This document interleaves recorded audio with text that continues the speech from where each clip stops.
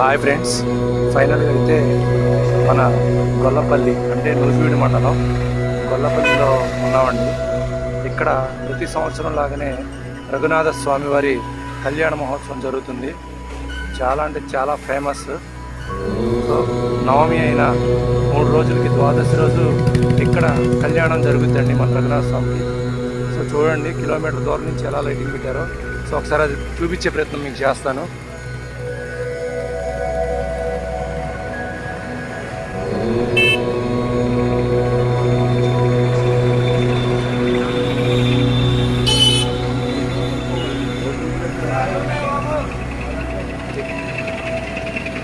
ఇది ఎంట్రన్స్ అండి.